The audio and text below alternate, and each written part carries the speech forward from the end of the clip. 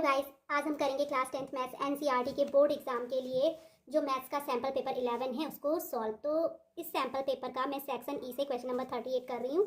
Guys, question number 38 है school student से related. Students of a DAV school are standing in rows and columns in their playground for a drill practice.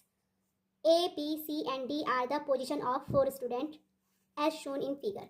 तो figure में हमारे पास यहाँ पे क्या है, एक फिगर गिवन है एंड 4 स्टूडेंट्स क्या हैं, एक स्टूडेंट ए, दूसरा बी, सी, डी। ये हमारे पास रोज में क्या है, खड़े हैं किसके लिए, ड्रिल प्रैक्टिस के लिए। तो फर्स्ट मैं चेक करूंगी पॉइंट ए के कोऑर्डिनेट। तो यहाँ पर ये एक्स एक्सेस पे 3 पे है एंड वाई एक्सेस पे इसका जो कोऑर्डिनेट होगा 5, तो इसके कोऑर्डिनेट हो जाएंगे 3, 5। ऐसे ही पॉइंट डी के कोऑर्डिनेट अगर हम चेक करें तो एक्स एक्सेस पे 7 डिस्टेंस ट्रेवल की इसने एंड वाई एक्सेस पे ओनली 1, तो इसके कोऑर्डिनेट हो जाएंगे 7, 1। सी के कोऑर्डिनेट चेक करें तो सी ने जो है एक्स एक्सेस पे 11 डिस्टेंस ट्रैवल की है एंड वाई एक्सेस पे 5, तो इसके कोऑर्डिनेट 11 एंड 5 होंगे। एंड लास्ट हमारा पॉइंट बी रह गया है। बी के कोऑर्डिनेट अगर हम चेक करें तो बी के कोऑर्डिनेट एक्स कोऑर्डिनेट इसका जो होगा 7 होगा एंड वाई कोऑर्डिनेट क्या होगा 9, तो इसके कोऑर्डिनेट आ जाएंगे 7 एंड 9। तो अब हमें क्या दिया है इस क्वेश्चन में, on the basis of above information answer the following question. तो ये जो अबव इन्फॉर्मेशन है इसके अकॉर्डिंग हमने क्या करनी है, जो फॉलोइंग क्वेश्चंस गिवन है इनके आंसर्स बताने। तो हमारा फर्स्ट क्वेश्चन है find the midpoint of B D. तो बी डी अगर हम चेक करें बी एंड डी, तो इन दोनों का हमने मिड पॉइंट फाइंड करना है। तो सबसे पहले हम बी के कोऑर्डिनेट एंड डी के कोऑर्डिनेट चेक करेंगे। तो मैं इसके आंसर में राइट करूंगी 38 का फर्स्ट है, तो 38 के फर्स्ट में the coordinate of point B and D are. तो बी के कोऑर्डिनेट 7, 9 है एंड डी के कोऑर्डिनेट क्या है 7, 1। Now the coordinate of mid point of P D. अब जो मिड पॉइंट के कोऑर्डिनेट होते हैं, सपोज कीजिए ए एंड बी कोई 2 पॉइंट है, ए के कोऑर्डिनेट x1 y1 है एंड बी के कोऑर्डिनेट x2 y2 है। तो उस कंडीशन में ए बी का अगर मिड पॉइंट सी है तो उसके कोऑर्डिनेट क्या होंगे, एक्स कोऑर्डिनेट की वैल्यू होगी x1 plus x2 upon 2 and y जो कोऑर्डिनेट होगा उसकी वैल्यू होगी y1 प्लस y2 अपॉन 2। सी क्या होगा, ए बी का mid point and mid point के कोऑर्डिनेट हम इस फॉर्मूले से फाइंड कर सकते हैं। तो सेम हियर इसको हम यहाँ पर अप्लाई करेंगे। तो मैं राइट करूंगी coordinate of the midpoint of B D is equals to हमारा आ जाएगा x1 plus x2 upon 2 and comma करके y1 प्लस y2 अपॉन 2। अब गाइज हम चेक करें तो x1 इज इक्वल टू 7 है एंड x2 इक्वल टू भी 7 है, तो 7 प्लस 7 होल अपॉन 2। ऐसे ही y1 की वैल्यू 9 है एंड y2 की वैल्यू क्या है 1 है, तो मैं y1 प्लस y2 की प्लेस पे क्या राइट करूंगी 9 प्लस 1 होल अपॉन 2। तो 7 प्लस 7 होता है 14, 14 अपॉन 2 इज 7, 9 प्लस 1 होता है 10 एंड 10 अपॉन 2 इज 5। तो हमारा जो बी डी है उसकी मिड पॉइंट के कोऑर्डिनेट क्या हो जाएंगे 7, 5। तो इस तरीके से हमारा जो इसका क्वेश्चन नंबर 38 का फर्स्ट पार्ट है वो कंप्लीट हो गया। अब हम चेक करेंगे इसका सेकंड पार्ट।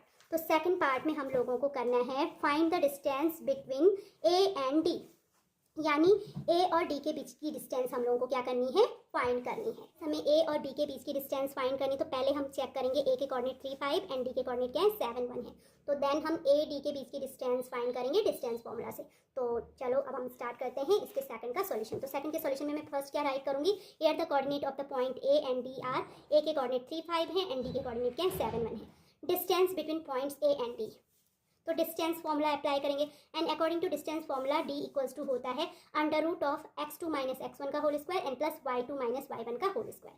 अब x2 की वैल्यू ये x1 ये y1 ये x2 एंड ये y2, तो x2 यानी 7 माइनस x1 यानी 3 का whole square and plus y2 की प्लेस में मैं 1 रखूंगी माइनस y1 यानी 5 होल स्क्वायर। तो 7 माइनस 3 होता है 4, ये 4 का स्क्वायर होगा। ऐसे ही 1 माइनस 5 होता है माइनस 4, तो माइनस 4 का square is equals to under root again आएगा 4 का स्क्वायर 16 होता है, प्लस मैं राइट करूंगी माइनस 4 का स्क्वायर भी प्लस 16 होता है। 16 plus 16 is equals to 32। Under root of 32 को मैं कैसे राइट कर सकती हूँ, अंडर रूट ऑफ 16 2 जा 32।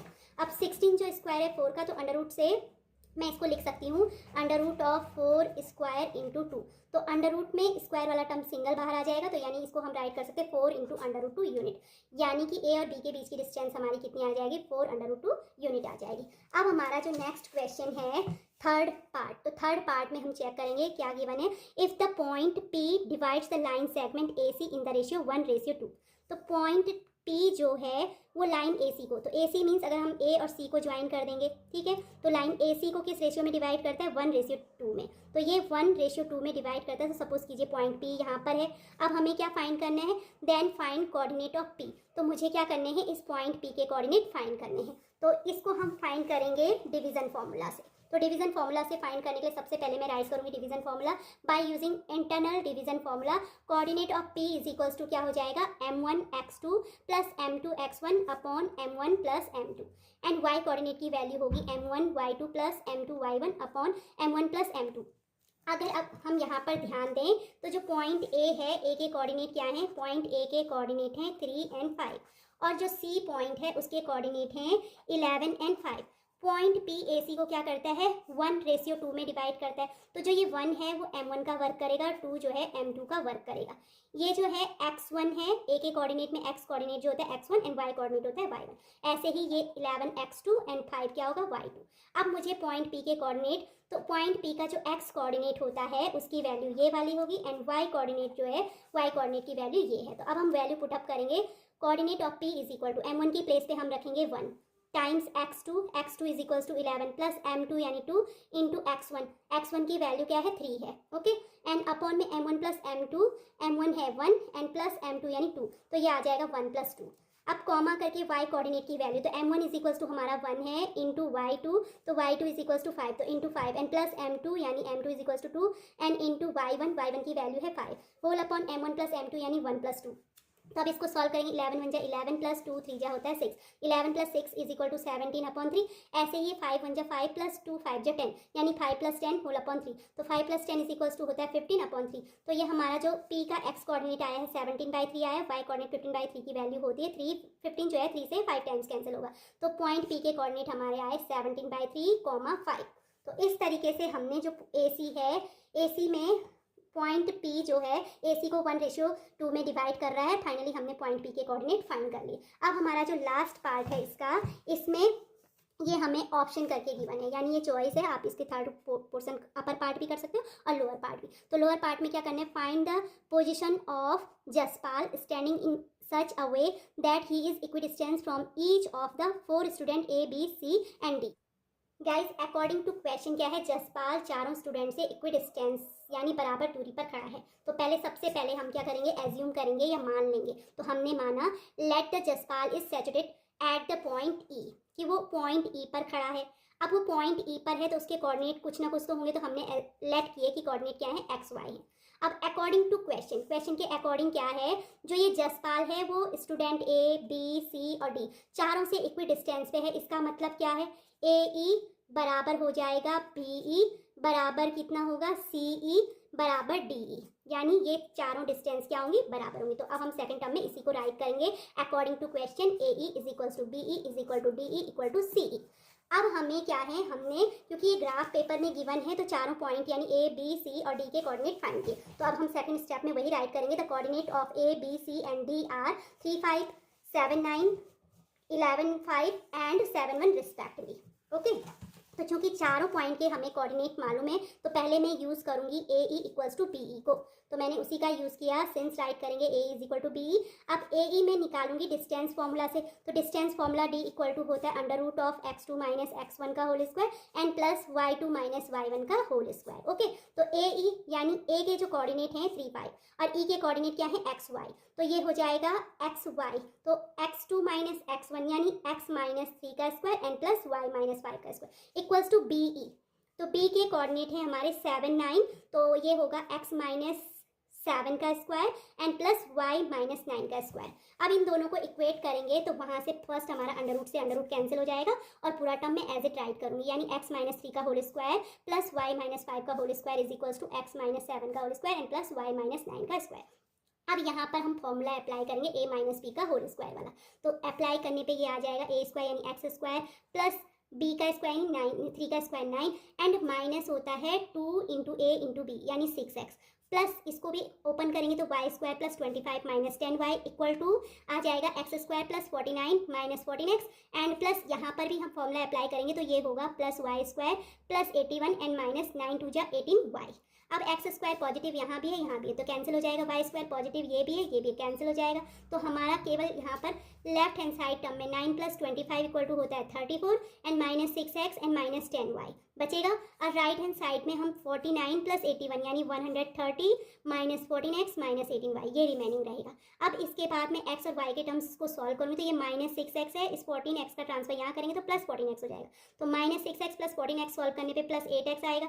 ऐसे ही यहाँ पे -10y, इस -18y का ट्रांसफर यहाँ करेंगे तो +18y हो जाएगा। तो +8y इक्वल्स टू 130 में से 34 जाएगा तो ये 96 बचेगा। तो यहाँ हमारी इक्वेशन बनेगी 8x + 8y = 96। पूरी इक्वेशन को 8 से डिवाइड कर सकते हैं क्योंकि ये डिविजिबल है। तो यहाँ पर बचेगा x + y = 12। This is our equation first.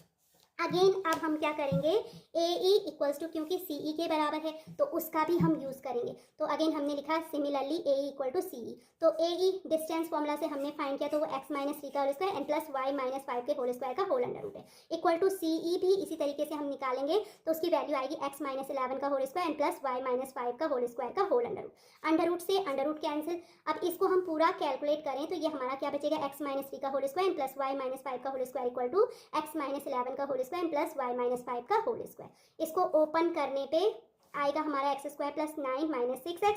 ऐसे ही y - 5 का होल स्क्वायर भी ओपन करते हैं फॉर्मूला अप्लाई करके तो ये हो जाएगा y square plus 25 - 10y equals to यहाँ x - 11 के होल स्क्वायर में भी हम फॉर्मूला अप्लाई करेंगे तो वो होगा x square plus 121 - 22x and plus again formula apply करते हैं y - 5 के होल स्क्वायर में तो वो आएगा y स्क्वायर प्लस 25 - 10y। अब अगेन x स्क्वायर से x square cancel, y square से y स्क्वायर कैंसिल एंड जो हमारा लेफ्ट हैंड साइड में रिमेनिंग टर्म होगा 34 - 6x - 10y equals to right hand side में क्या बचेगा 146 - 22x एंड -10y। तो ये -10y है और लेफ्ट हैंड साइड में भी -10y, same quantity same sign तो ये क्या हो जाएंगे, कैंसिल हो जाएंगे। तो x के टर्म्स सेपरेट करने पे मीन्स हम लाइक टर्म्स को सेपरेट करते हैं, x वाले को सेपरेट करेंगे एंड कांस्टेंट टर्म सेपरेट करेंगे। तो -6x और प्लस 22x हो जाएगा तो सॉल्व करने पे 16x आएगा। ऐसे ही 146 में से अगर 34 माइनस करें तो 112 आएगा। तो 16x = 112 यानी x = 112/16। सो x की वैल्यू क्योंकि 112 16 से 7 टाइम्स कैंसिल होता है तो x की वैल्यू क्या आ गई, 7 आ गई। ओके अब हमें x की वैल्यू मिल गई तो x = 7 हम कहाँ रखेंगे, इक्वेशन फर्स्ट में। तो x = 7 रखेंगे तो 7 + y = 12 यानी y = 12 - 7। तो y की वैल्यू वहाँ से हमारी कितनी आ जाएगी, y की वैल्यू आ जाएगी 12 - 7 क्या होता है, 5 होता है। तो दैट मीन्स y की वैल्यू 5 है एंड x की वैल्यू हमारी क्या है, 7 है। तो इसका मतलब क्या होगा कि Jaspal should be place at 0.75 यानी जसपाल को कहाँ पे खड़ा होना चाहिए, 0.7 एंड 5 पे खड़ा होना चाहिए। ओके तो आई होप गाइस आपको क्वेश्चन नंबर 38 भी अच्छे से क्लियर हो गया होगा। अगर आपको मेरी वीडियो अच्छी लगे तो please like share and subscribe it and thanks for watching again.